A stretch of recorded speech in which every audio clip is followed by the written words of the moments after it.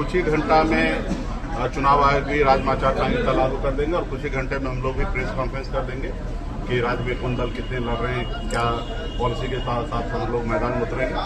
टीके जी को तो भाषण देना नहीं है, अब उनको भाषण देना होता तब ना 5-5 फेज में चुनाव करते, तो एक ही चरण में कर लो भाई। और जल्दी फिर से हमको दुल्हा बना दो, फिर से मुख्यमंत्री बनने का जल्दीबाजी, 20 साल हो गए, उनको कुर्सी आड़ भी लगाव है। तो खैर चुनाव आयोग से बहुत ज्यादा उम्मीद नजर नहीं आ रहा है, क्योंकि वो जो भी काम कर रहे हैं उसमें कहीं ना कहीं एनडीए का, मोदी जी का फेवर है। नमस्कार, आप बोले भारत देख रहे हैं, मैं हूं आपके साथ कमलेश। महागठबंधन की आज बैठक शाम 6 बजे होने जा रही है, लेकिन उससे पहले वीआईपी संरक्षक मुकेश सहनी का बड़ा बयान सामने आ गया है। मुकेश सहनी ने तेजस्वी यादव को कितना लिस्ट दिया है, देखिए।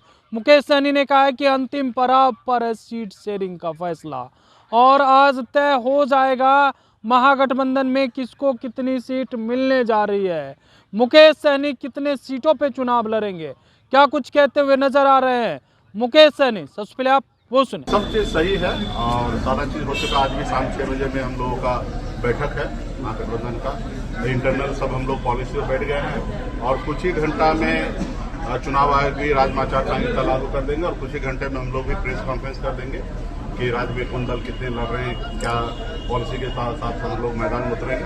तो ये सारा चीज अंतिम चरण में है, तो अभी कोई टाइम देना भी कोई मतलब नहीं है, कभी भी हो सकता है। तेजस्वी यादव कह रहे हैं निष्पक्ष चुनाव हो, ऐसी बातें कर रहे हैं। इलेक्शन तौर पे इस तरीके से देखा जा रहा है देश में, खास करके मोदी जी की जब से सरकार आए हैं तो लोकतंत्र को खत्म करने का पूरा षड्यंत्र रचा जाता है। आज आप देख रहे हैं कि अनलीगल काम लीगल तरीके से पैसा बांटकर वोट लेने का प्रयास किया जा रहा है। तो ऐसे जगह पे चुनाव आयोग का दायित्व बनता है कि सही से चुनाव कराना, क्योंकि बाबा साहब भीमराव अम्बेडकर ने जनता को मालिक बनाया गया और जनता को मालिक इसलिए बनाया क्योंकि नेता जो है ना गड़बड़ कर सकता है और गड़बड़ करे तो उसको 5 साल में चयन करके अच्छा काम करे या बुरा कर रहे हैं उनको कुर्सी पर रखना है या उतारना है, ये जनता उसके लिए मालिक है। और ऐसे जगह पे अगर धांधली हो तो जनता का तो जो उद्देश्य है, संविधान का जो उद्देश्य है, वो कहीं न कहीं पूरा नहीं होगा।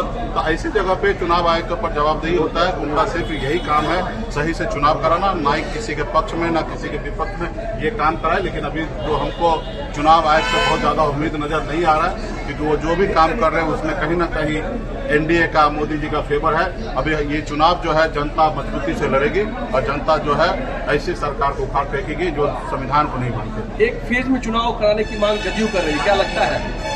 अब क्या है कि नीतीश जी को तो भाषण देना नहीं है, अब उनको भाषण देना होता तब ना 5-5 फेज में चुनाव करते। यही नीतीश कुमार जी 2015 में 5 फेज में चुनाव कराएं, क्योंकि उस समय स्वस्थ थे।